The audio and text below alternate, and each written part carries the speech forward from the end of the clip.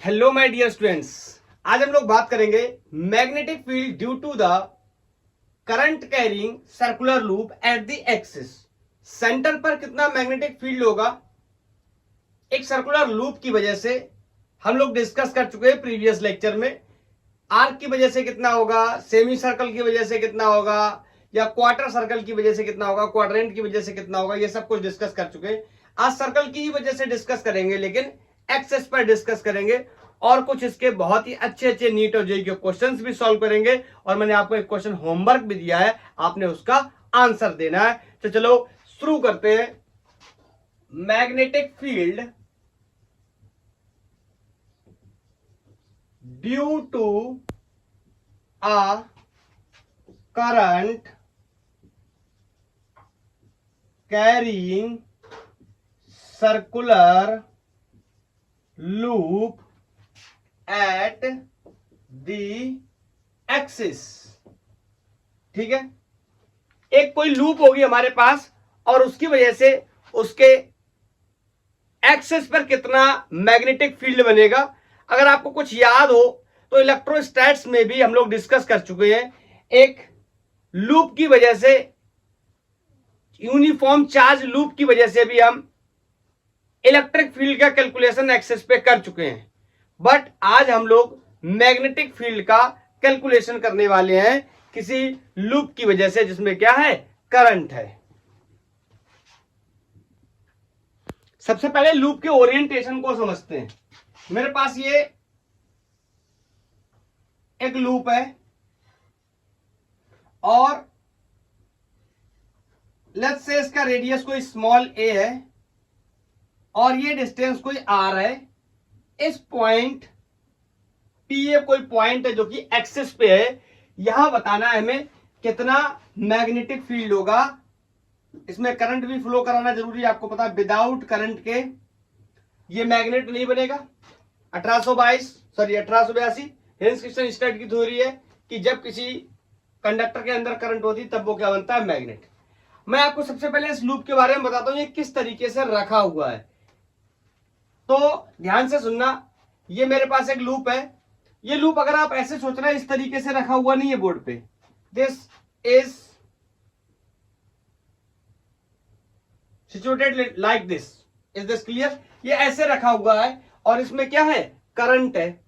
Clock में भी anti clock, okay. तो इस तरीके से इसमें करंट है और ये पॉइंट यहां कहीं, ये पॉइंट देख पा रहे हैं, यहां कहीं पर ये कोई पॉइंट है और इस पॉइंट पे मेरे को बताना है कि कितना मैग्नेटिक फील्ड होगा इस पर्टिकुलर पॉइंट पे। ये जो दोनों उंगलियां हैं मेरी, इस पर्टिकुलर पॉइंट पे इस पे कितना मैग्नेटिक फील्ड होगा इस करंट कैरिंग सर्कुलर लूप की वजह से। इसके सेंटर पे कितना होगा प्रीवियस लेक्चर में डिस्कस कर चुके हैं, आज एक्सिस पे। तो आपको पता है वही पुरानी हमारी कॉन्सेप्चुअल थ्योरी कि इस पूरे रिंग की वजह से तो नहीं बता सकते यहां कितना होगा, लेकिन अगर रिंग को एलिमेंटल फॉर्म में काट लें तो किसी एक एलिमेंट की वजह से कितना मैग्नेटिक फील्ड होगा, ये बायो सावर्ट के लॉ की हेल्प से हम क्या कर सकते हैं, लिख सकते हैं। तो लेट्स से मैंने बोल दिया कि मैंने यहां पर एक एलिमेंट काट लिया, क्लियर।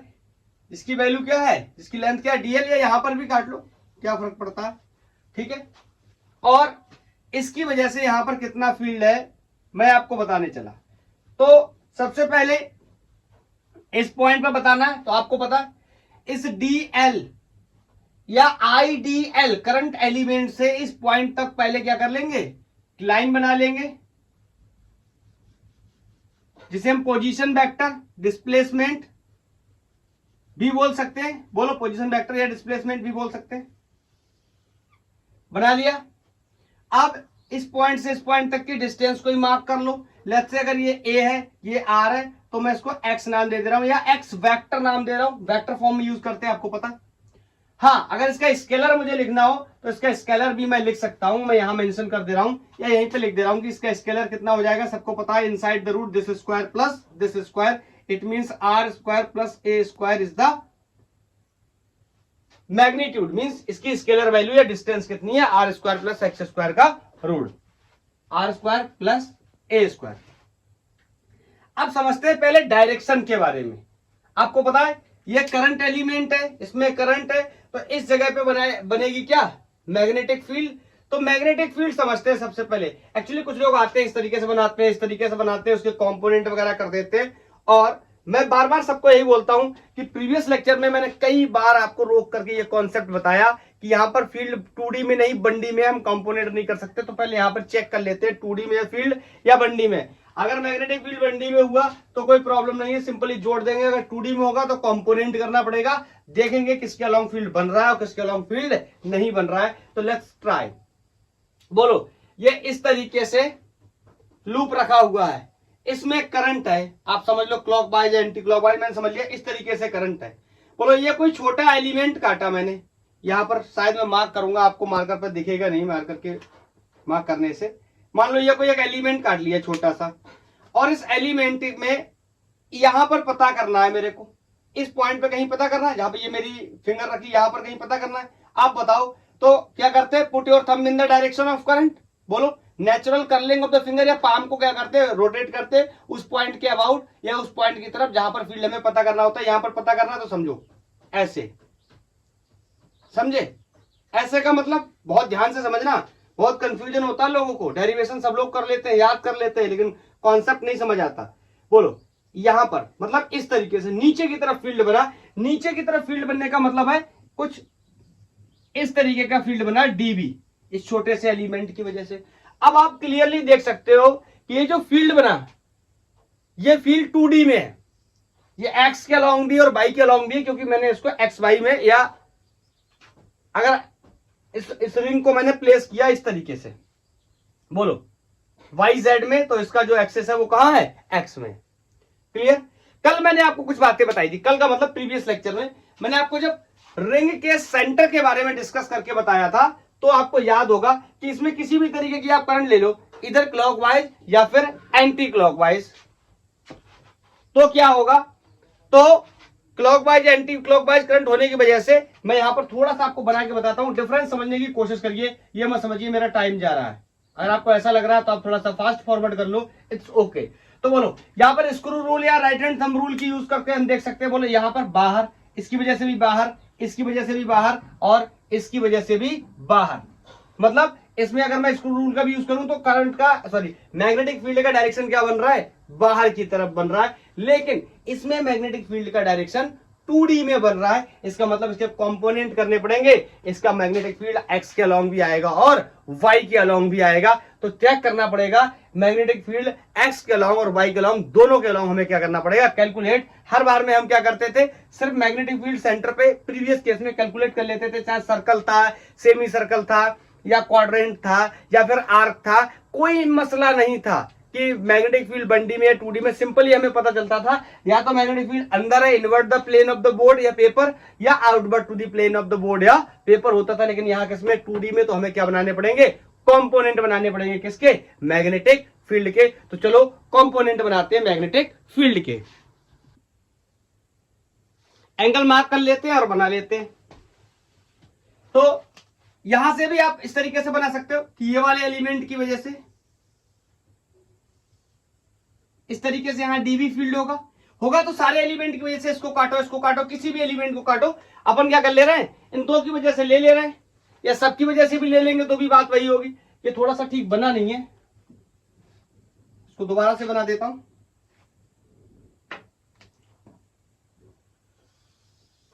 ओके, ये इस तरीके से डीबी मैग्नेटिक फील्ड बन गया। अब समझना,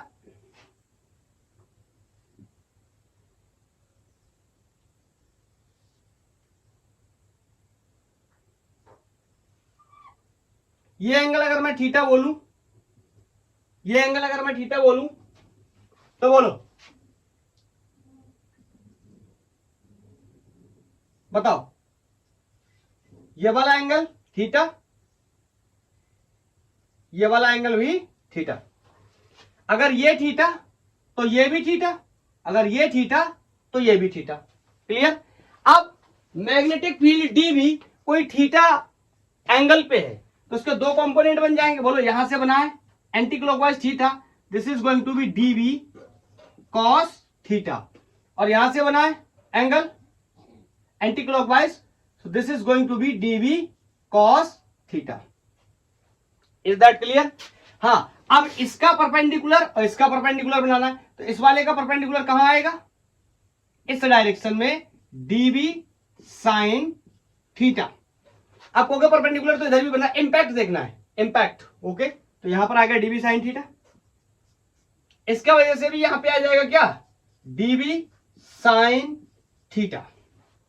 इज दैट क्लियर? एक बात मैं आपको यहां पर बताना चाहता हूं, मैग्नेटिक फील्ड की वैल्यू हर एक करंट एलिमेंट की वजह से यहां पर सेम रहने वाली है। क्यों? क्योंकि ये डिस्टेंस क्या रहने वाली है? सेम रहने वाली है।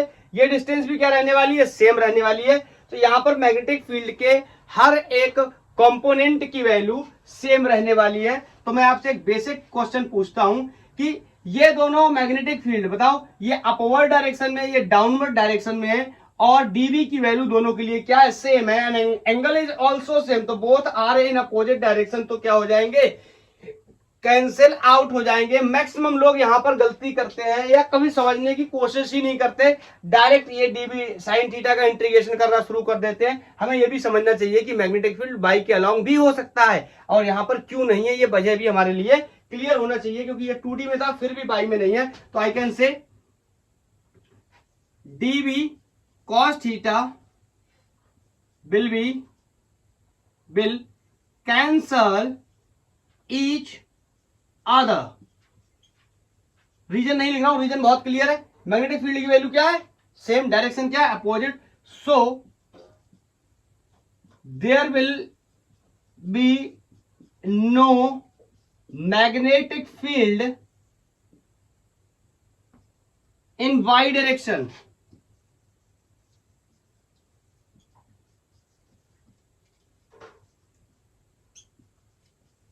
क्लियर है? I can say dB in y या B in y will be 0। तो बताओ मैग्नेटिक फील्ड किसके अलोंग होगी? X के अलोंग होगी। उसके बारे में भी बात करेंगे। इस एलिमेंट की वजह से यहां dB साइन थीटा, इस एलिमेंट की वजह से यहां dB साइन थीटा, तो दोनों को जोड़ दूं क्या? कितना हो जाएगा? 2dB साइन थीटा, और वैल्यू रख दूं, आंसर हो जाएगा। ऐसा करने पे गलत हो जाएगा। क्यों?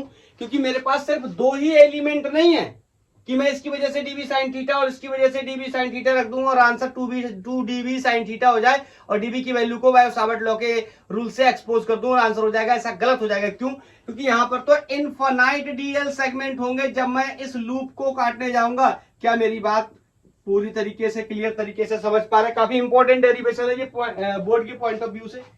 बोलो क्लियर? तो मैं क्या कह सकता हूं, अब इसकी वजह से भी एक dB साइन थीटा, इसकी वजह से भी एक dB साइन थीटा, एक cos थीटा भी होगा, लेकिन वो क्या कर देंगे? एक दूसरे को कैंसिल आउट कर देंगे। यहां तक के जितने कंपोनेंट ऊपर से नीचे आएंगे, यहां से जितने कंपोनेंट नीचे से ऊपर आएंगे, उनके cos थीटा वाले सारे कंपोनेंट कैंसिल हो जाएंगे और बचेंगे कौन? साइन थीटा वाले। इसका मतलब dB साइन थीटा को मुझे क्या करना पड़ेगा? जोड़ना पड़ेगा। किसके लिए? हर एक सेगमेंट के लिए या हर एक करंट एलिमेंट के लिए। इसका मतलब मुझे इंटीग्रेशन करना पड़ेगा। Is that clear? इस तरीके की फंक्शंस को जोड़ने के लिए क्या करते हैं? इंटीग्रेशन करते हैं। बोलो क्लियर है? तो मैंने आपको यह बात बता दी कि एक्स के अलोंग ही मैग्नेटिक फील्ड बनेगा, बाई के अलोंग नहीं बनेगा। तो यहां से अपन क्लियर करते हैं। ठीक है, अब मैं ये थोड़ी वैल्यूज को साफ कर दे रहा हूं। यहां पर डायग्राम आपने बना लिया होगा अच्छे से, मेरे को डेरिवेशन करना है। अब मेरे को आप बताओ, एक डीएल सेगमेंट की वजह से कितना मैग्नेटिक फील्ड होता है किसी भी पॉइंट पे? अकॉर्डिंग टू द बायो-सावर्ट हम कह सकते हैं dB will be equal to mu naught over 4 pi I dl sin theta upon r square। r की वैल्यू यहां पर क्या है? x, तो this is going to be x square. बोलो according to the Biot Savart, and theta is the angle between current element vector and position vector. Is that clear? अब समझते हैं कि अगर मैं आपसे यहां पर एक बात बोल दूं कि थीटा इज 90, ध्यान से समझना, अगर मैं इन दोनों एंगल्स को अलग अलग कर लेता तो ज्यादा बेहतर रहता। चलो मैं इसको थीटा 1 बोल दे रहा हूं। ठीक है, इसको थीटा रहने दे रहा हूं, इसको थीटा 1 बोल दे रहा हूं। थीटा 1 क्या है? Theta 1 is 90। क्या है मैं बताता हूं आपको। Theta 1 is angle between IDL current element vector and displacement vector या position vector, that is x। बोलो अब आपको यहां पर देखने से भले ही लग रहा हो कि ये एंगल 90 नहीं होगा, ये कंफ्यूजन आपके दिमाग में हो सकता है, बट ऐसा नहीं है। This angle will be 90। हम इस बात को ऐसे समझ सकते हैं। आइए इस लूप को दोबारा से देखते हैं। ये लूप इस तरीके से रखा हुआ है। बोलो, ये कोई भी एलिमेंट काटा आपने, मान लो ये इतना एलिमेंट आपने काट लिया और यहां से जिस पॉइंट पे आप जा रहे हैं, तो बताओ ये लाइन इस लाइन के क्या है, परपेंडिकुलर। इस एलिमेंट के क्या है, परपेंडिकुलर। दैट्स व्हाई मैं आपको बोल रहा हूं कि this angle is going to be 90। I am not talking about this angle, this angle is not going to be 90, but ये जो करंट एलिमेंट अपन ने काटा है इस तरीके से, यहां पर अगर मैं पॉइंट ले लूं तो ये जो करंट एलिमेंट है DL, इसके साथ में और इसके बीच में जो एंगल बनेगा वो क्या होगा, एक दूसरे के परपेंडिकुलर होंगे, मींस 90 होगा। आई थिंक मैं अपनी बात को अच्छे से बता पाया। और यहां पर 90 वैल्यू को डालने के बाद, θ1 की वैल्यू को 90 डालने के बाद, we can say dB is going to be mu naught over 4 pi I dl over x square. This is the current, sorry, this is the magnetic field due to a current element. किसी एक current element की वजह से क्या हुआ है, इतना magnetic field बना है। और मेरे को चाहिए किसकी वजह से, इस पूरे रिंग की वजह से, इस पूरे लूप की वजह से। तो अपन क्या कर देंगे, इसको इंटीग्रेट कर देंगे और सब की वजह से मिल जाएगा। और ये पहले से तय कर चुके हैं कि x के अलोंग ही फील्ड होगा, y के अलोंग कोई भी मैग्नेटिक फील्ड नहीं होगा, कैंसिल आउट हो चुका है। तो मैं आपसे बोल सकता हूं कि मैग्नेटिक फील्ड अलोंग x, बोलो कितना हो जाएगा, magnetic field along x direction, x direction और y डायरेक्शन का सिर्फ मतलब यह है कि मैंने रिंग को इस तरीके से रखा हुआ है। अगर रिंग का ओरिएंटेशन चेंज हो जाएगा तो ये याद मत कर लेना कि मैग्नेटिक फील्ड एक्स वाई में ही रहने वाला है। ये रिंग ऐसा रखा है इस वजह से, अगर ये रिंग ऐसा रखा होगा तो यहां कहीं फील्ड बनेगा, तो ये एक्स और जेड में रखा है तो यहां कहीं वाई में फील्ड बनेगा। मेरी बात को समझ रहे हो ना, मतलब मैं कहना ये चाहता हूं कि जो भी परपेंडिकुलर कंपोनेंट है वो तो कैंसिल आउट हो जाएंगे, लेकिन हॉरिजॉन्टल कंपोनेंट कैंसिल आउट नहीं होंगे। और चूंकि रिंग वाई जेड में रखा हुआ है, वाई जेड इतना प्लेन वगैरह का तो आइडिया होगा ना आपको, इतना तो समझ आता होगा ना, ये इस तरीके से रखा हुआ है। तो बोलो ये कौन है, ऊपर y और बाहर की तरफ किसको मान ले रहा है, z, और इधर किसको मान लेते हैं x। ऐसा मानते हैं, ऐसा ये x मान लेते हैं, ये y मान लेते हैं और z को ऐसे मान लेते हैं ना। तो इसी वजह से ये y और z में रखा है, तो इसका ये वाला पॉइंट कहां, ये मार्कर के टिप को समझिए, ये पॉइंट कहां, x में। That's why I am saying कि ये x में होगा। लेकिन आप याद नहीं कर लेना, अगर रिंग का ओरिएंटेशन चेंज हो जाएगा तो ये पॉइंट चेंज हो सकता है। बट इस कंडीशन में मैं कह सकता हूं कि फील्ड कितना होगा, dB x के अलोंग होगा, that will B dB sin theta. और अपन इसको क्या कर लेंगे, इंटीग्रेट कर लेंगे, क्योंकि ये एक एलिमेंट की वजह से आया है, हमें सारी एलिमेंट की वजह से निकालना है। अब मैं थोड़ी सी स्पीड को क्या कर देता हूं, फास्ट कर देता हूं। तो this is going to be dB will be b। बताओ dB magnetic field due to current element की वजह से कितना हो सकता है, ये अपन ने पहले से निकाल के रखा है, mu naught upon 4 pi I dl upon x square integration. Clear, चाहो तो आप यहां पर भी अभी dB ही कर लो, इंटीग्रेशन कर लो। क्लियर, विजिबल है, यस। बोलो अब क्या करेंगे, अब इसको इंटीग्रेट करेंगे। तो मैंने ऊपर से हटा देना है इसको, आपने नोट कर लिया होगा, काफी इंपॉर्टेंट डेरिवेशन है। I am going to repeat again, ये बोर्ड का काफी इंपॉर्टेंट डेरिवेशन है। तो यहां से मैंने ये ऊपर कैरी कर लिया, dB is going to be, बताओ जो भी कांस्टेंट है उनको बाहर निकाल लेंगे। तो यहां पर एक बहुत, हाँ एक चीज और रह गई, और ये वाला साइन थीटा छूट गया, वो साइन थीटा 1 था, ये dB के साथ वाला साइन थीटा है। dB की वैल्यू तो मैंने रख दी अभी पीछे जो लिखी थी वहां से कैरी करके, और ये साइन थीटा। अब बताओ जो जो कांस्टेंट है उनको बाहर निकालेंगे। तो सबसे पहले समझने की कोशिश करते हैं कौन कौन कांस्टेंट है। म्यू नॉट अपॉन 4 पाई इजीली सबको समझ आ रहा होगा कांस्टेंट है, और ये I जो करंट इस लूप में है ये भी सबको समझ आ रहा होगा कि बहुत ही इजी है इसको समझना, कांस्टेंट है। जो भी करंट 5 एम्पियर 10 एम्पियर 15 एम्पियर की एक बार दे दी वो कांस्टेंट रहने वाली है। ये डिस्टेंस एक्स स्क्वायर, ये डिस्टेंस भी देखो मेरी बात को ध्यान से सुनना, ये डिस्टेंस यहां से यहां तक की है एक्स, और इस एलिमेंट के लिए आप कहोगे चेंज हो गई, बिल्कुल भी चेंज नहीं होगी। कैसे, इस वाले एलिमेंट को अगर आप काटोगे तो इस एलिमेंट के लिए ये डिस्टेंस हमेशा फिक्स रहने वाली है।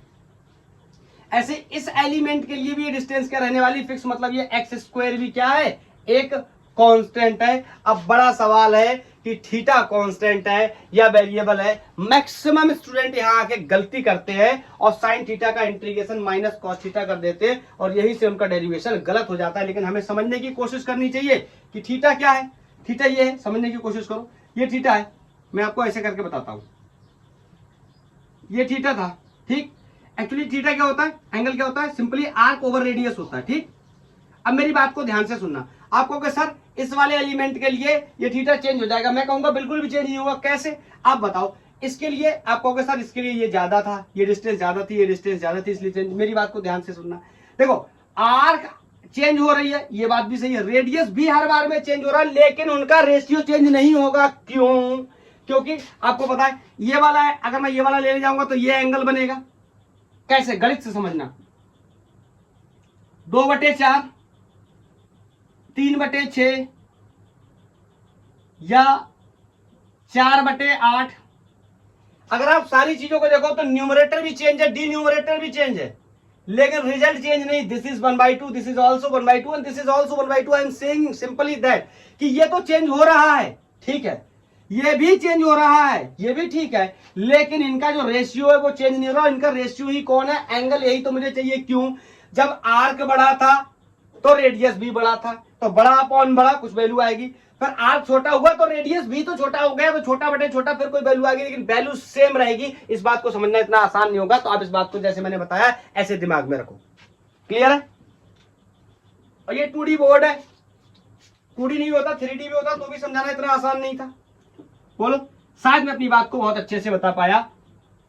हो सकता है आपके स्कूल में या आपकी कोचिंग में ठीक तरीके से ना बताया गया हो, अगर बताया गया तो बहुत ही अच्छी बात है। तो बताओ, एक्स को मैंने बाहर निकाल लिया, मैं साइन थीटा को भी बाहर निकाल सकता हूं। अंदर कौन बचा, डीएल। बोलो, इस डीएल का क्या कर देंगे अपन, इंटीग्रेशन कर देंगे। तो इस डीबी का इंटीग्रेशन कर दिया तो ये बी हो गया म्यू नॉट अपॉन 4 पाई आई अपॉन एक्स स्क्वायर। बोलो, साइन थीटा को सिंपली हम कैसे लिख सकते, साइन थीटा क्या होता है, परपेंडिकुलर अपॉन हाइपोटेनस। तो बताओ इसमें परपेंडिकुलर कौन है, ये यहां से एंगल बना हुआ है तो ये परपेंडिकुलर है कौन, ए। मैं यहां पर मेंशन कर दूं क्या साइड में, यहां पर मेंशन कर दे रहा हूं कि sine theta will be a upon x. Is that clear. तो I can say a upon x and integration of dl. बोलो, मैंने आपको प्रीवियस लेक्चर में भी इस डीएल को इंटीग्रेट करने का तरीका बताया। मैंने कहा आप सीधा बोल दो, या तो dl dl dl dl will be 2 pi r, r means radius 2 pi a हो जाएगा, या आप सिंपल बोल दो कि लिमिट फ्रॉम 0 से 2 पाई ए। आपको पता है सर्कल की लेंथ सर्कमफेरेंस के बराबर होती है, तो मैं बोल सकता हूं mu naught I a upon 4 पाई, और ये कितना हो गया एक्स क्यूब, और ये कितना हो गया into dl dl dl will be l, upper limit minus lower limit 0 है, तो this will be 2 pi into a. यहां 2 पाई से ये कैंसिल हुआ तो कितना बचा 2, तो यहां से मैं बोल सकता हूं b is equal to mu naught I a and a will be square of a upon 2 x cube. हमें यहां पर एक चीज और समझनी पड़ेगी कि x की वैल्यू क्या है। x की वैल्यू को मैं ऐसे भी लिख सकता हूं, this is r square a square to the power half. Is that clear, root का मतलब। तो यहां पर मैं इस वैल्यू को पुट कर सकता हूं, तो मैं बोल सकता हूं b is equal to mu naught I A square upon 2 under root are square plus A square. Under root के अंदर मतलब पावर। तो बताओ ये पावर कितना 1/2 और उसका पावर कितना है क्यूब, तो मैं कह सकता हूं ये पावर कितना हो जाएगा 3/2। बोलो, क्लियर। कुछ बातें मैं आपको और बता देता हूं। अभी मैंने एक एलिमेंट की वजह से निकाला था, ये सारे एलिमेंट की वजह से आ गया।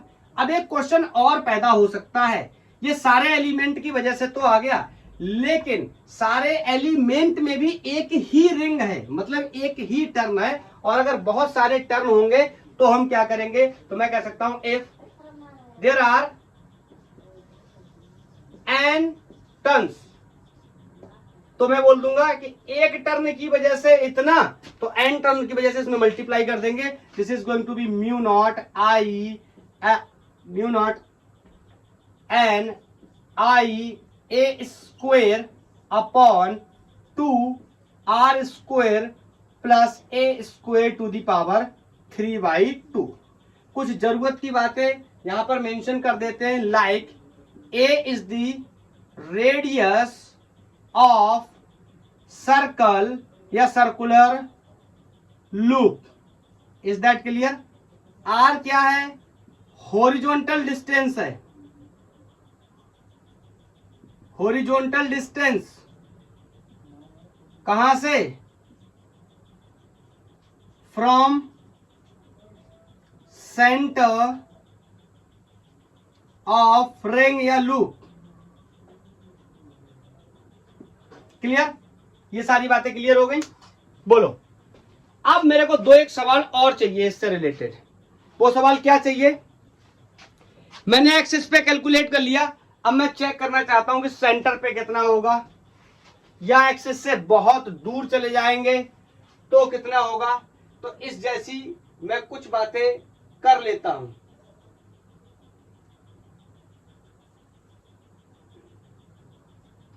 हटाऊं?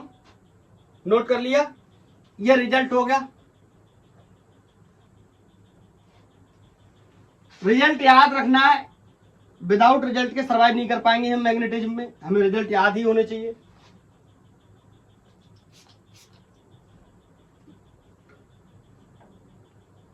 तो अभी मेरे से क्वेश्चन ये पूछा जा सकता है कि एक्सिस पे तो आपने निकाल लिया, अभी मेरे को बताओ कि सेंटर पे कितना मैग्नेटिक फील्ड हो सकता है। अगर मैं स्पेशल केसेस की बात करूं तो पहला स्पेशल केस है magnetic field at the centre of loop. Centre of loop का क्या मतलब है? आर क्या होगा? 0। मतलब समझे मेरी बात? मैं यहां पे छोटा सा डायग्राम बना देता हूं। ये अपना लूप था, इस तरीके से ये डिस्टेंस क्या थी? आर। तो बोलो अगर यहां से मेरे को सेंटर पे आना, इट मींस ये आर क्या कर दूं? 0। मैं चलते चलते चलते चलते कहां आ जाऊं? यहां। इट मींस आर क्या रख दूंगा? 0। तो आर 0 रखने के बाद पहले मैं अपना रिजल्ट चेक कर लेता हूं किस तरीके से दिखाई देगा।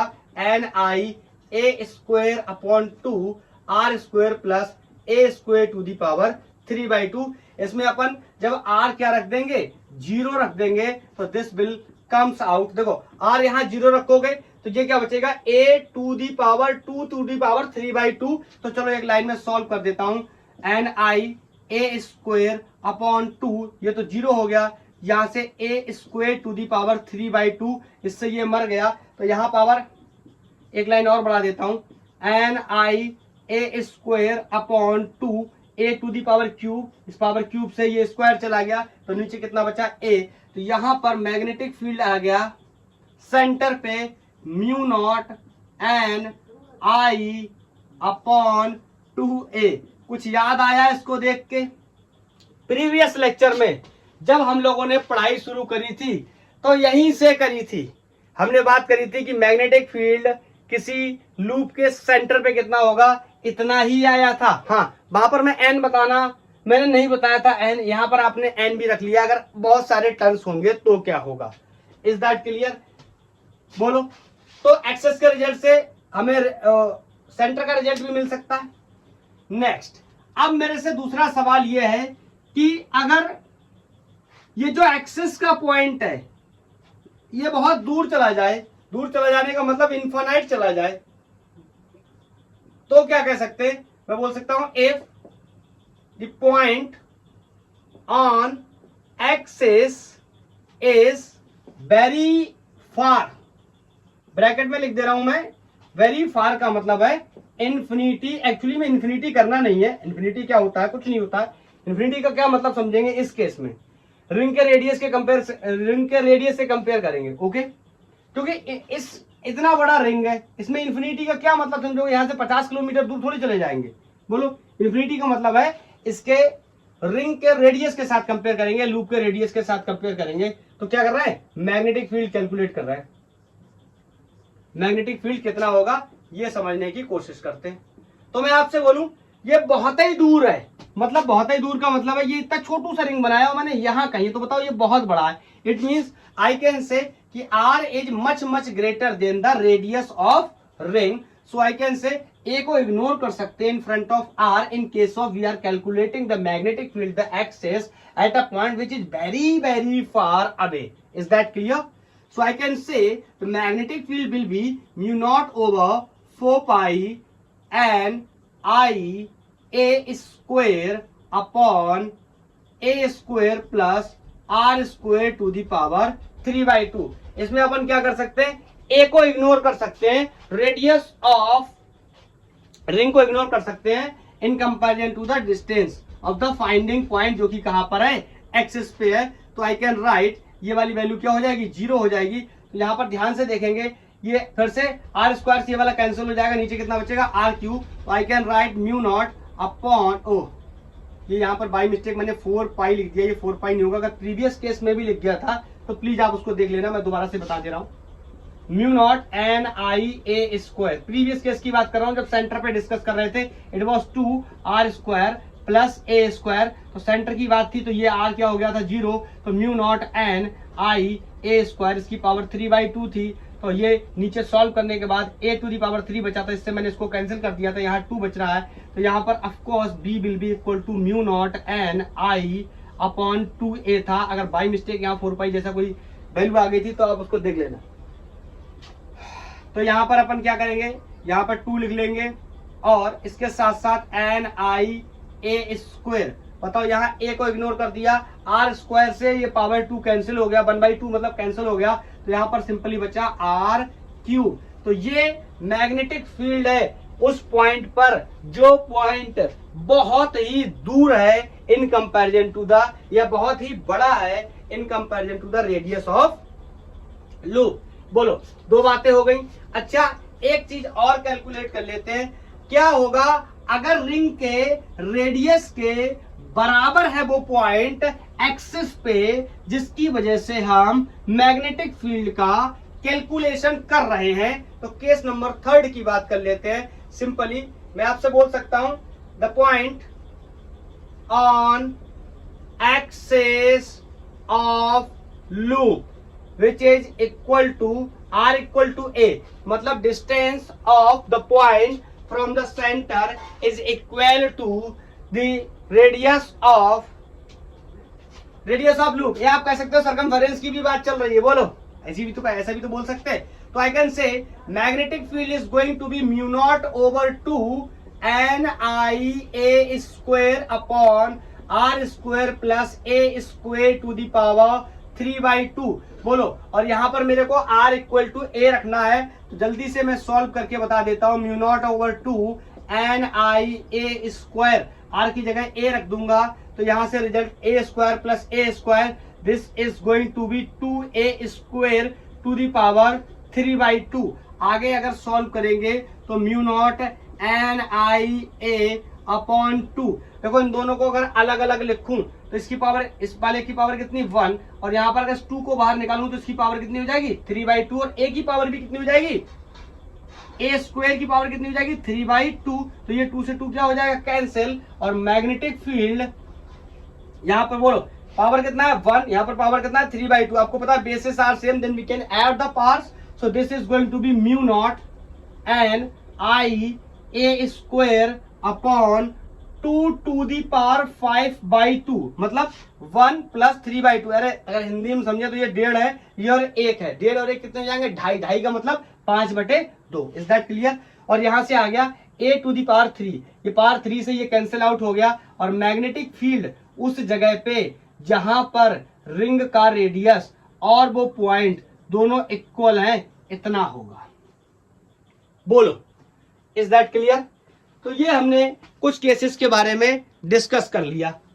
सेंटर पे कितना होगा, अगर एक्सिस पे फार पॉइंट बहुत दूर चला जाए तो कितना हो जाएगा, पॉइंट बहुत दूर चला जाए, बहुत फार हो जाए, या फिर रेडियस और उस पॉइंट को दोनों को बराबर रखे तो कितना मैग्नेटिक फील्ड होगा. क्या ये सब फॉर्मूले याद करने की जरूरत है? बिल्कुल भी नहीं. जो मेन रिजल्ट हमने ड्राइव किया था आप उस रिजल्ट को याद कर लेंगे तो भी हमारा काम हो जाएगा. अब एक और काम हमें करना है, हमें यहाँ पर ग्राफ बनाना है, और ग्राफ के साथ साथ थोड़ी सी मैकेनिज्म को और समझना है. मैं आपको यहाँ पर एक चीज और बताना चाहता हूँ, इसको हटाता हूँ. बताओ अब यहाँ क्या होगा ना, हम धीरे धीरे मैग्नेटिज्म में एंटर कर रहे हैं, तो मैं आपको यहाँ पर एक चलते चलते एक चीज और बता देता हूँ कि मैग्नेटिक फील्ड का डायरेक्शन तो निकाल लिया हमने, लेकिन अगर करंट कैरिंग लूप है कोई तो वो मैग्नेट बनेगा। तो उसमें आपको पता है कोई भी मैग्नेट हो दुनिया में हमेशा डाइपोल पाया जाता है, एक नॉर्थ पोल होता है एक साउथ पोल होता है। तो वो लूप किस तरीके से बनाएगा, नॉर्थ पोल साउथ पोल, इसके बारे में थोड़ा सा मैं आपको बताना चाहता हूं। बोलो, लेट्स से इसमें कुछ इस तरीके की करंट ले रहा हूं, इट मींस ये क्लॉकवाइज करंट है और इसको मैं एंटी क्लॉक कर लेता हूं, ये कुछ इस तरीके की करंट है। Is that clear? तो आपको बताना है कि इसमें नॉर्थ पोल कौन सा होगा और साउथ पोल कैसे होगा। मैं आपको सिंपल तरीका बताता हूं, आप मार्कर को रखो, स्क्रू रूल का यूज करो, आपको डायरेक्शन ऑफ मैग्नेटिक फील्ड पता चल जाएगी। और मैं इतना मान के चल रहा हूं कि क्लास 10th यार पढ़ के आए हो ना, तो इतना तो बताया ही गया है वहां पर कि magnetic field line north pole से निकलती है और साउथ पोल में जाती है। आउटर रीजन और अंदरूनी रीजन में मैग्नेट के साउथ से नॉर्थ जाती है। ये क्लास 10th में भी मैंने पढ़ाया है। वो अलग बात है कि मैं क्लास 10th नहीं पढ़ाता काफी समय से, लेकिन पहले मैंने भी पढ़ाया हुआ है। बोलो, सारे टीचर्स इस बात को बताते हैं बाहरी रीजन में इस तरीके से होता है मैग्नेटिक फील्ड। तो बोलो, मैग्नेटिक फील्ड लाइन कहां से निकलती है, नॉर्थ से, किसमें जाती है, साउथ में। कहां, आउटर रीजन में। इलेक्ट्रोस्टैटिक्स में भी हमने ये चीज सीखी थी कि electric field lines always originate from the positive charge and terminate या एंड कहां होती है, इनटू नेगेटिव चार्ज। तो यहाँ पर पॉजिटिव चार्ज का काम कौन कर रहा है, नॉर्थ पोल, नेगेटिव चार्ज का काम कौन कर रहा है, साउथ पोल। इसके बारे में आगे चल के भी मैं आपको बताऊंगा। मतलब अगर मैग्नेटिक फील्ड लाइन निकलती हुई दिखाई दे रही है तो उसको हम बोल सकते हैं नॉर्थ पोल, और घुसती हुई दिखाई दे रही है तो उसको हम बोल सकते हैं साउथ पोल। तो बताओ यहाँ पर ये क्या है, क्लॉकवाइज करंट है। तो इसमें अगर मैं बनाऊंगा तो बोलो, यहाँ पर स्क्रू रूल से डायरेक्शन मैग्नेटिक फील्ड का पता करूंगा तो क्या लग रहा है कि फील्ड अंदर की तरफ है। फील्ड अंदर की तरफ है मतलब यहाँ पर फील्ड लाइन घुस रही है, कहीं और से आके घुस रही है का मतलब साउथ पोल। कुछ लोग ऐसे डिजाइन से भी बता देते हैं, कहते हैं ये देखो डिजाइन बन गया, एस जैसा डिजाइन बन गया तो ये साउथ पोल है। क्लियर? अब यहाँ पर ध्यान से देखो, ये इस तरीके का मतलब फील्ड क्या है, आउटवर्ड है। फील्ड आउटवर्ड होने का मतलब क्या है, यहाँ से मैग्नेटिक फील्ड लाइन निकल रही का मतलब क्या है, नॉर्थ पोल। कुछ लोग ऐसे डिजाइन बनाकर भी बता देते हैं कि ये इस तरीके से नॉर्थ पोल बन गया। हाँ, एक लाइन में ऐसे भी समझ सकते हैं कि अगर क्लॉकवाइज करंट होगा तो साउथ पोल बन जाएगा, एंटी क्लॉकवाइज या काउंटर क्लॉकवाइज करंट होगा तो एन नॉर्थ पोल बन जाएगा। ये छोटी छोटी बेसिक बातें भी हम लोगों ने क्लियर कर ली। अब हमारा नेक्स्ट क्वेश्चन है कि मैग्नेटिक फील्ड का वेरिएशन समझना है हमें किसी लूप की वजह से।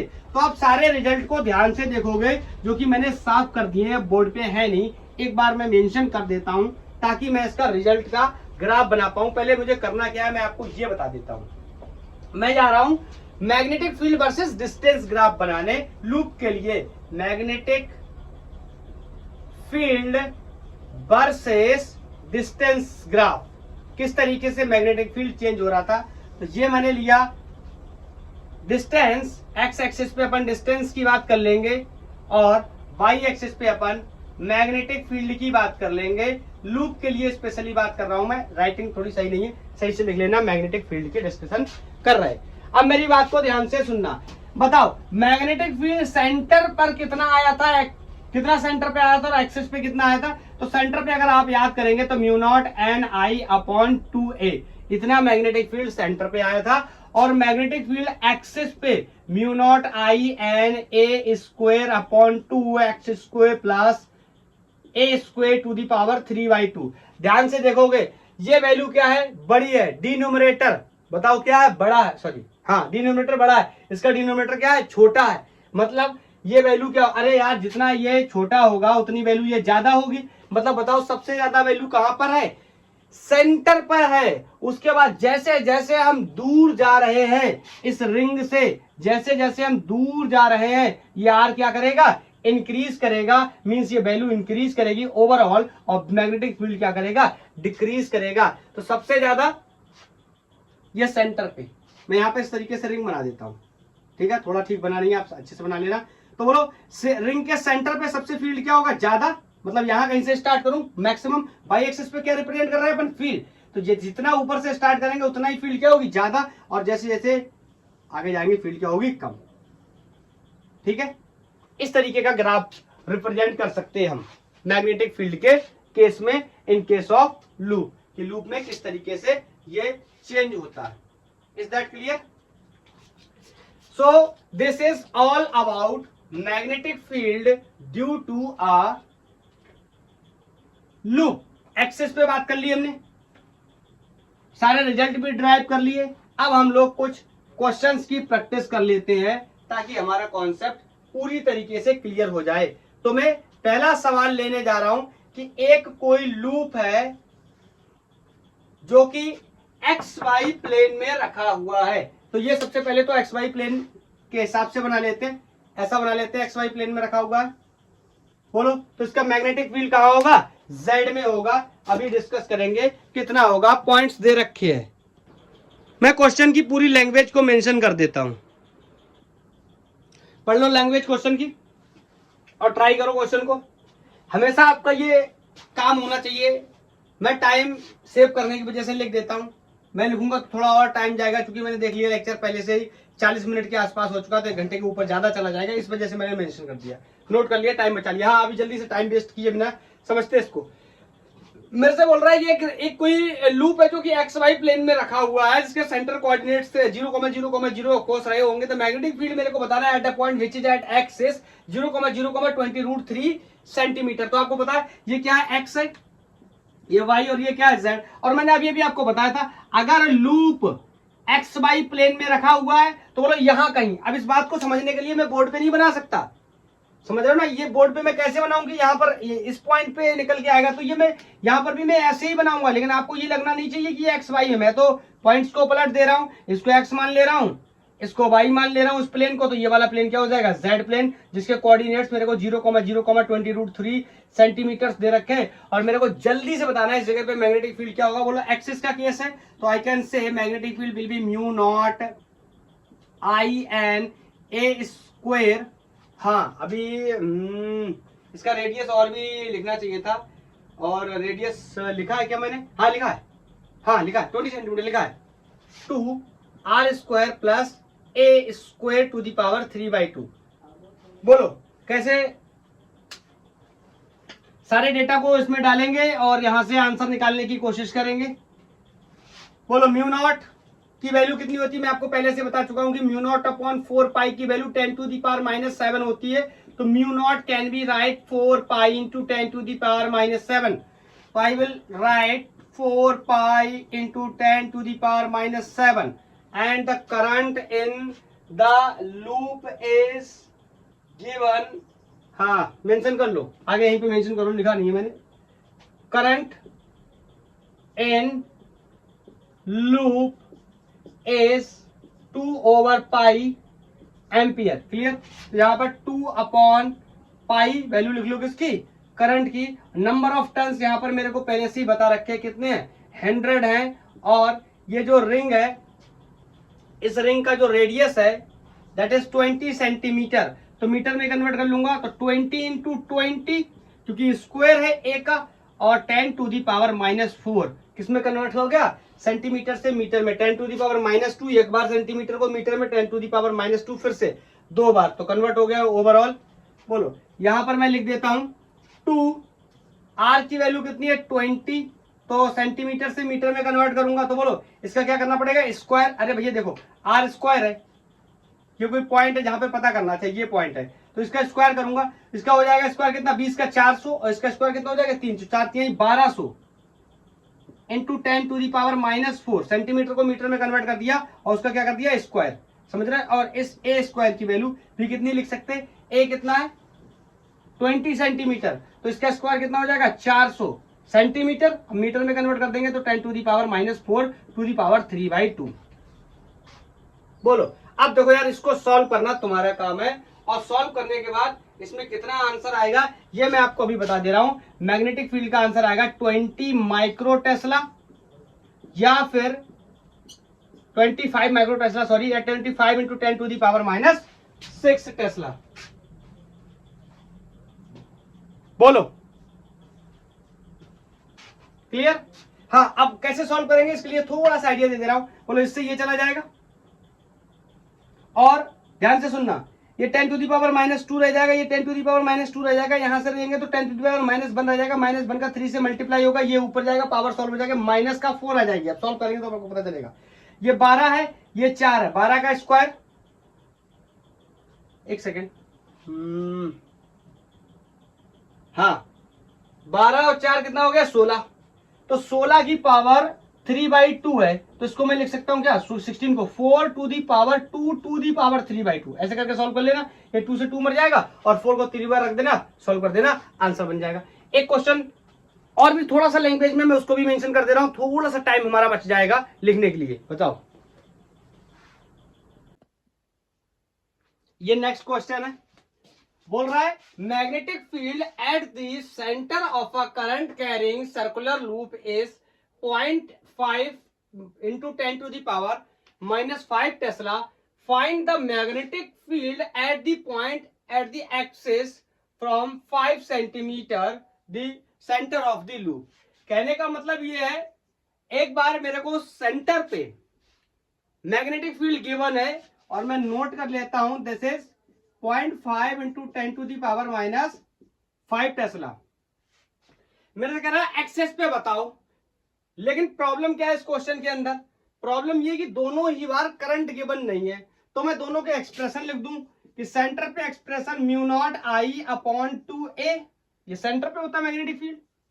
अगर एक्सिस की बात करूं तो μ0NIA²/2R² plus a² to the power 3/2।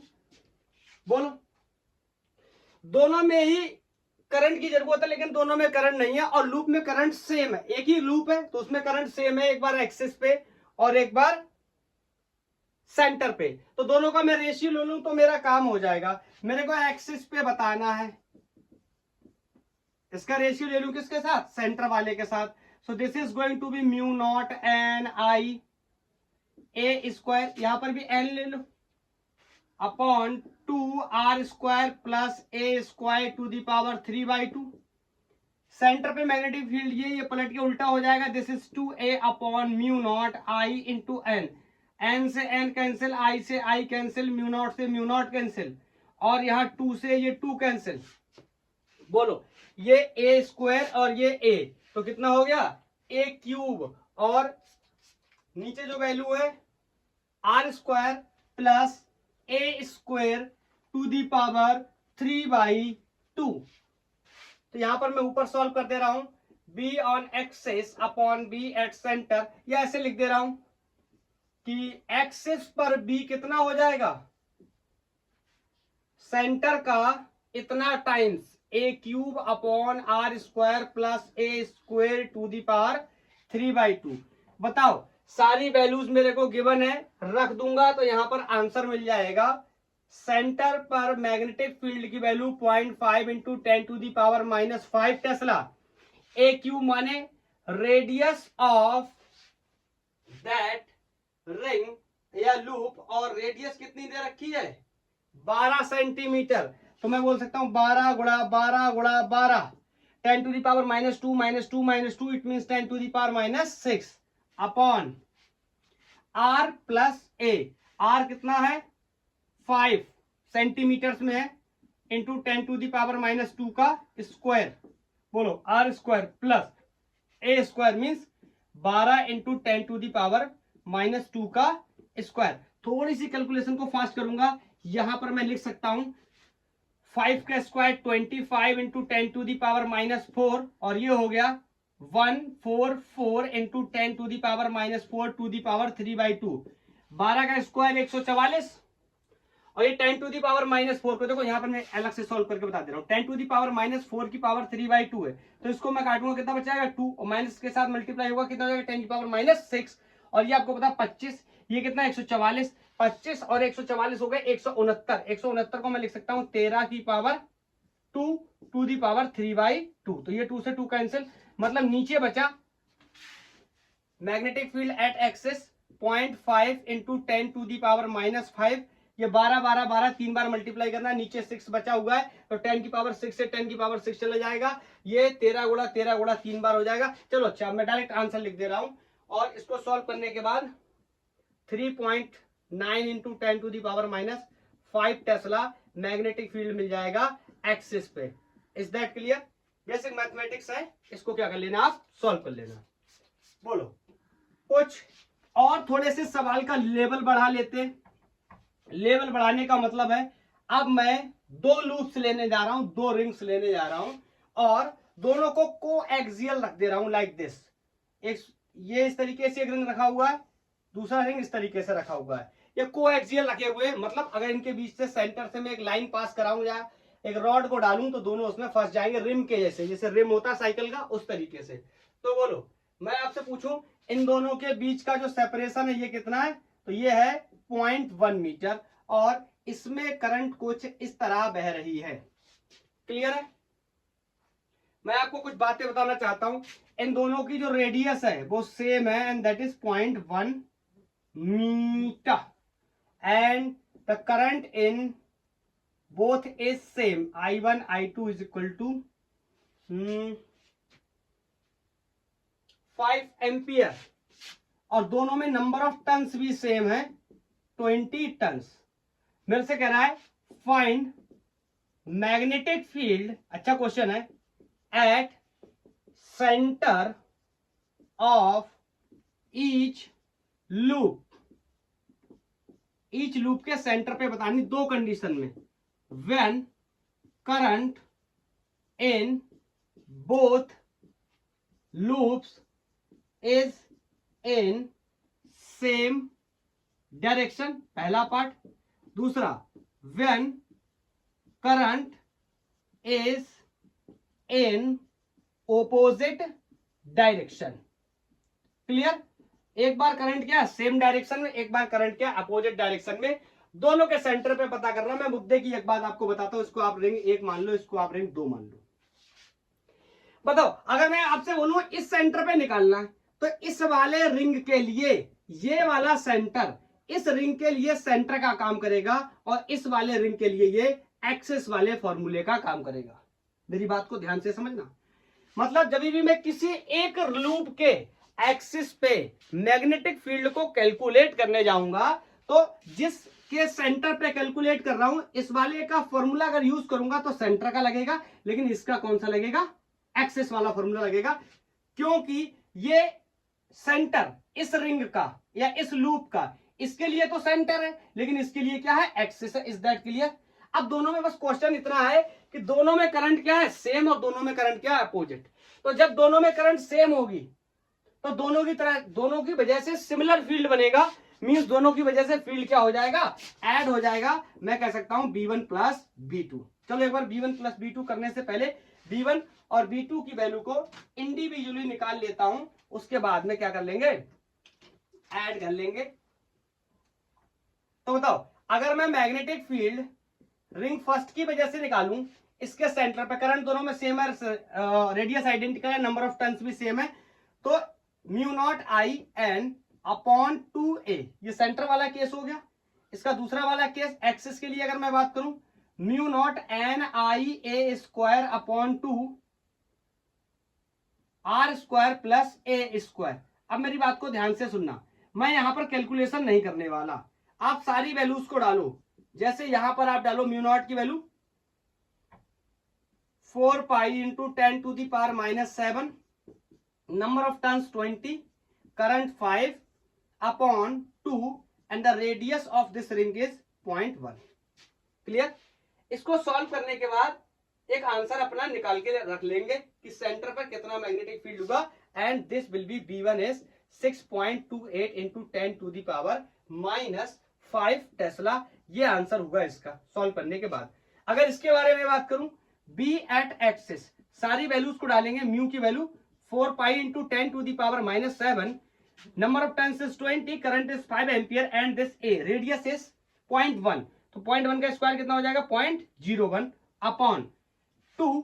अब बोलो आर और ए दोनों ही सेम है, ध्यान से देखो, रेडियस भी कितना है 0.1 और जिन दोनों के बीच में सेपरेशन भी कितना है 0.1, तो आई कैन से 0.1 का स्क्वायर प्लस 0.1 का square to the power 3/2। Clear? ये बेसिक मैथमेटिक्स है, इसको अपन क्या कर लेंगे, सॉल्व करके ये निकाल लेंगे कि एक्सिस पर जो फील्ड आएगा that will be 2.25 into 10 to the power -5 tesla. अब क्वेश्चन के अकॉर्डिंग आंसर कर देते हैं।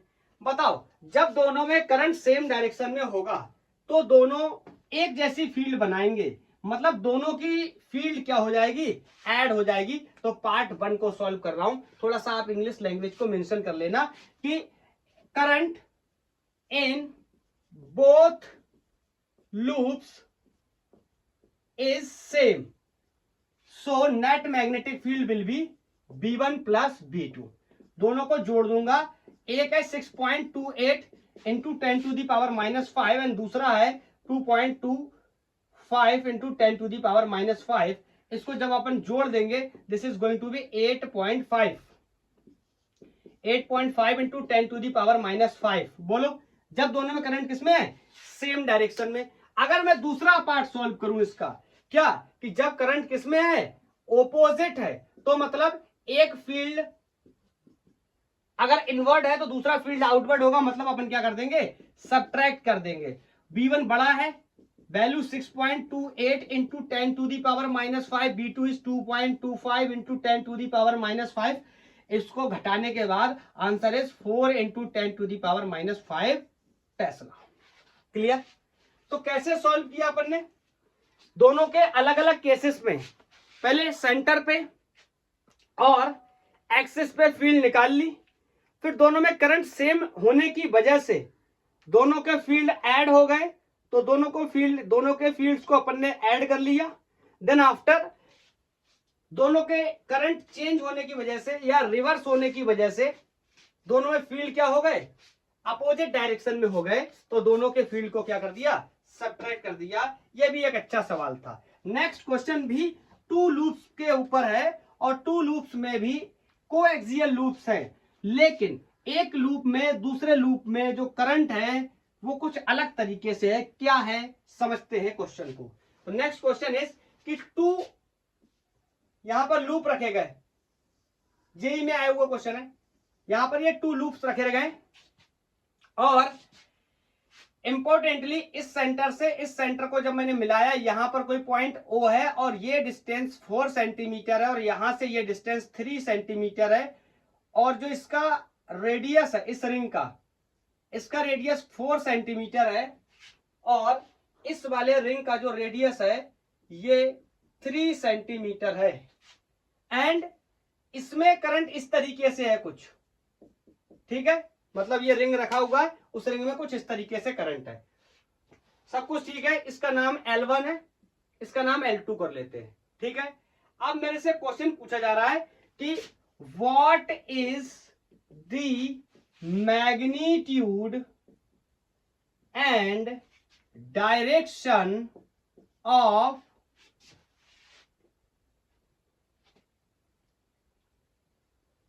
Current, direction of current in L2 loop so that magnetic field at the point OB0। Clear? ये पॉइंट जो O है यहां पर मैग्नेटिक फील्ड क्या है, 0। मैं आपको इसको 2-3 तरीके से समझ सकते हैं। मैग्नेटिक फील्ड यहां 0 होने का मतलब जितना फील्ड इसने बनाया उतना ही फील्ड इसने बनाया होगा। डिफरेंस क्या होगा, अगर यहां 0 है तो अगर इसमें एग्जांपल के लिए अगर इसमें क्लॉकवाइज करंट है तो इसमें एंटी क्लॉकवाइज करंट होगा, लेकिन मेरे को यहां दिख रहा है इस रिंग में कैसा करंट है, एंटी क्लॉकवाइज करंट है, तो इसमें क्लॉकवाइज करंट होगा। क्यों, एंटी क्लॉकवाइज से जो फील्ड बनेगी लेफ्ट से उसका डायरेक्शन इनवर्ड है एग्जांपल के लिए, तो अगर इसको 0 करना है तो इसकी वजह से जो फील्ड बनेगा वो आउटवर्ड बनना चाहिए, तभी 0 हो पाएगा, नहीं तो दोनों जुड़ के ऐड हो जाएंगे और कोई और ज्यादा बड़ी वैल्यू आ जाएगी। लेकिन अपन को क्या करना है, 0 करना है। क्वेश्चन ने बोला हुआ तो मैं कह सकता हूं कि करंट की डायरेक्शन इसके डायरेक्शन की क्या होगी, अपोजिट। अगर इसमें एंटी क्लॉकवाइज उसमें क्लॉकवाइज होगा। हाँ, आंसर कितना होगा करंट का उसको देखने के लिए चले मैं बोल सकता हूं magnetic field eight O will be B1 minus B2। आपको पता है दोनों में उल्टे डायरेक्शन में करंट मानना पड़ेगा और मैग्नेटिक फील्ड O पे क्या है, 0 है। So I can say magnetic field, इसको लूप कोई 1 है, ये लूप 2 है। Magnetic field due to the loop 1 will be equal to the magnetic field loop due to the 2। और दोनों के लिए ही बात करूं तो ये पॉइंट कहां पर है, एक्सिस पे पॉइंट है। अगर यहां होता तो सेंटर वाला फॉर्मूला लगा देते, एक्सिस पे तो एक्सिस वाला लगा देंगे, mu naught N I A square upon 2 are square plus A square is equal to mu naught. Current को I1 I2 कर लेते हैं, mu naught N I2 2a2, देखो रेडियस भी चेंज कर लेते हैं, a1 a2 कर लेते हैं, upon 2r square plus a square to the power 3/2। मैं आपको एक बात बताना चाहता हूं, देखो नंबर ऑफ टर्न्स के बारे में कोई इन्फॉर्मेशन नहीं, तो इसको काट देते हैं, म्यू नॉट को काट देते हैं, यहाँ ये 2 से ये 2 कट जाएगा, और मोर इंपोर्टेंटली ये फंक्शन भी कट जाएगा। कैसे, मैं आपको समझाता हूं। देखो यहां पर चाहो तो आप r1 कर लो, a1 कर लो, यहाँ पे r2 कर लो, a2 कर लो, लेकिन प्रॉब्लम क्या है, जैसे मैं 2+3 करूं या 3+2 करूं, दोनों एक ही बात है। कैसे, यहां पर रेडियस 3 सेंटीमीटर, ध्यान से सुनना, और ये जो डिस्टेंस है ये 4 सेंटीमीटर, स्क्वायर वगैरह सब कुछ कर लेना, आंसर वही आने वाला है। लेकिन इस वाले केस के लिए रेडियस क्या है, 4 है, और सॉरी हाँ ये जो पॉइंट आर है ये 3 है, और इसका रेडियस कितना है, 4 है। तो आप ध्यान से देखो, ये 3 + 4 है, ये दोनों के लिए क्या है, इसके लिए ये r will be 4 not 3, this will be 4 and the radius of this loop is 3। तो देखो 4 का स्क्वायर करके 3 में जोड़ो, 3 का स्क्वायर करके 4 के स्क्वायर में जोड़ो, आंसर एक आने वाला। तो मैं कह सकता हूं ये वाला फंक्शन भी क्या हो गया, एलिमिनेट। यहां से सिंपली I1 A1, कभी कभी ऐसा होता है मैं लेक्चर रिकॉर्ड करते चला गया और मैंने लेक्चर का एंड भी कर दिया, सारे क्वेश्चंस भी सॉल्व करा दिए, और फाइनली मैंने जब बाद में चेक किया तो सेल फोन का स्टोरेज फुल हो गया, इस वजह से यहाँ से डिसकंटिन्यू हो गया। मैंने इस क्वेश्चन का जो डेटा यहाँ से नोट कर लिया है, ये जो 2 लूप्स थे इसमें करंट I1 जो था आप उसको मार्क कर लेना, 1 एम्पियर था, शायद मैंने वहां लिखा नहीं है। तो मेरे से पूछा गया था कि करंट की वैल्यू और डायरेक्शन क्या होने वाली है, तो मैंने आपको बताया कि ये 4 ये 3 मींस इसका रेडियस कितना है, 3 सेंटीमीटर, ये पॉइंट्स यहां से कितना डिस्टेंस पे है, 4 सेंटीमीटर, कौन, O पॉइंट, इसका रेडियस कितना है 3 सेंटीमीटर 4 सेंटीमीटर, और ये जो डिस्टेंस है ये कितना है 3 सेंटीमीटर। अल्टीमेट ये 4 है, ये 3 है, ये 3 है, 4 है, स्क्वायर करके जोड़ने के बावजूद भी वैल्यू क्या रहेगी, सेम। तो मैं ये बोलना चाहता हूं कि ये क्या हो जाएगा, कैंसिल हो जाएगा, ये 2 से 2 कैंसिल हो जाएगा, म्यू नॉट से म्यू नॉट कैंसिल हो जाएगा, नंबर ऑफ टर्न से नंबर ऑफ टर्न्स भी क्या हो जाएंगे, कैंसिल हो जाएंगे। और यहां से आई कैन से I1 A1 square will B I2 A2 square. So I2 की वैल्यू निकालने के लिए यहां पर मैं बोल सकता हूं I1 into A1 upon A2 का होल स्क्वायर। तो यहां से मैं बोल सकता हूं कि I2 will be, I1 is 1 and A1 is 3 means 9/16 हो जाएगा, ये स्क्वायर करेंगे 9/16 हो जाएगा। ये आप चेक कर लेना, डेटा अगर उल्टा हो गया हो तो प्लीज माइंड मत करना। यहां से I2 की वैल्यू आ जाएगी 0.56 एम्पियर, और डायरेक्शन बात करें इसमें अगर एंटी क्लॉकवाइज करंट है तो इसमें करंट कैसी होनी चाहिए, क्लॉकवाइज। तभी क्या होगा, इस पॉइंट पे जाकर नेट मैग्नेटिक फील्ड क्या होने वाली है, 0 होने वाली है। बोलो नेक्स्ट। अब इतना सा प्रॉब्लम की वजह से बहुत देर वेट करना पड़ा इन सब चीजों के लिए, कभी कभी हो जाता है ऐसा। आप पूरी तरीके से समझ गए होंगे लूप के कॉन्सेप्ट को कि किस तरीके से इसमें मेरे को प्रॉब्लम्स को सॉल्व करना है। तो चलिए मैं आपको एक क्वेश्चन होमवर्क में देता हूं, थोड़ा सा हिंट कर दूंगा और होमवर्क कर दूंगा। ये क्वेश्चन 2D प्रॉब्लम्स के लिए, ये इस तरीके से एक लूप है और एक ये लूप इस तरीके से, और इन दोनों का ये कोई कॉमन सेंटर यहां पर है। तो मेरे से बोल रहा है find magnitude and direction of magnetic field eight their common centre. Common centre पे मेरे को बताना है, और इनमें मैं करंट का डायरेक्शन बना देता हूं। इसमें कुछ करंट का डायरेक्शन इस तरीके से है, और इसमें कुछ करंट का डायरेक्शन इस तरीके से है। इसमें current I1 is equal to I ampere, और इसमें I2 is equal to √3I ampere की करंट फ्लो कर रही है। इसका नाम लेट्स से कोई P रिंग है, इसका नाम कोई Q रिंग है। मेरी बात को बहुत ध्यान से सुनना। बोलो ये 2D में है, और ये वाला रिंग जो इस तरीके से बना हुआ है इसका फील्ड कहां होगा, ऊपर की तरफ। I can say magnetic field due to the P loop. बोलो, और ये जो इस तरीके से बना हुआ है इसका लूप, इसकी वजह से मैग्नेटिक फील्ड इस तरीके से बाहर की तरफ होगा, magnetic field due to the Q loop. अगर मेरे को निकालना रिजल्टेंट मैग्नेटिक फील्ड तो मैं कह सकता हूं इन दोनों को कैसे कर दूंगा, वेक्टर समेशन कर दूंगा। वेक्टर सम के लिए मैं आपको एक्सप्रेशन बता देता हूं, B N square will be BP square BQ square plus 2 times of BP BQ plus cos 90, this angle is 90, तो ये वाला फंक्शन क्या हो जाएगा 0। तो यहां से net magnetic field will be BP square plus B Q square का क्या कर देंगे, रूट। बड़ा सवाल है, बीपी और बी क्यू कितने हैं समझते हैं। दोनों ही कॉमन सेंटर पे है, मतलब सेंटर के लिए मैग्नेटिक फील्ड का यूज कर सकता हूं, B equal to mu naught I upon 2। And one more information, radius of both ring is same, R1 is equal to R2 is equal to R। तो यहां पर मैं R का यूज कर रहा हूं। बीपी इस वाले में करंट कितनी आई, तो Q वाले के लिए अगर मैं बात करूंगा तो this will be mu naught I root 3 upon 2R। तो ये हो गया बीपी, ये हो गया बी क्यू। पी लूप की वजह से मैग्नेटिक फील्ड और क्यू लूप की वजह से मैग्नेटिक फील्ड इस पॉइंट पे। इसको डेटा को यहां डालेंगे, आंसर आ जाएगा। आपने मेरे को बस ये बता देना है कि आया या नहीं आया। दोनों को रख के जब सॉल्व करेंगे, देखो mu naught I upon 2R ये कॉमन हो जाएगा, यहाँ बचेगा 1, ये बचेगा रूट थ्री का स्क्वायर 3, और ये 1 कितना हो जाएगा 4 को बाहर निकालूंगा, रूट के कितना रह जाएगा 2। कैंसिल आउट करने के बाद this will comes out mu naught I upon R। आप बता देना मेरे को आया कि नहीं आया, क्योंकि ये कैसा क्वेश्चन है, होमवर्क मैं आपको दे रहा हूं इससे, ठीक। अब दूसरा क्वेश्चन है कि मैग्नीट्यूड तो पता कर लिया, डायरेक्शन आपको पता है एनालिटिकल मेथड है किसी भी वेक्टर की डायरेक्शन निकालने के लिए, मतलब ये अल्फा निकालते हैं, और आपको मैं बहुत बार बता चुका हूं ये अल्फा क्या प्रोवाइड कराता है, डायरेक्शन प्रोवाइड कराता है। इसको अपन कैसे निकाल सकते हैं, यहां पर लगा सकते हैं कौन, टेन क्या देता है, परपेंडिकुलर अपॉन बेस। परपेंडिकुलर में कौन है, बीपी अपॉन बेस में कौन है, बी क्यू। सारी वैल्यूज मुझे पता है, ये भी पता है, ये भी पता है। इन दोनों को रख कर सॉल्व करने के बाद 1 ओवर रूट 3 आएगा, और आपको पता है 1 अपॉन रूट 3 10 में किसकी वैल्यू होती है। तो इस तरीके से सारे लूप के क्वेश्चंस और अच्छे अच्छे जो क्वेश्चंस थे बेहतर कॉन्सेप्ट पे हमने अच्छे से इसका डेरिवेशन भी किया और क्वेश्चंस को भी सॉल्व किया। तो आज के लिए इतना ही, थैंक यू, धन्यवाद। मिलते हैं नेक्स्ट लेक्चर में, पढ़ाई करते रहिए।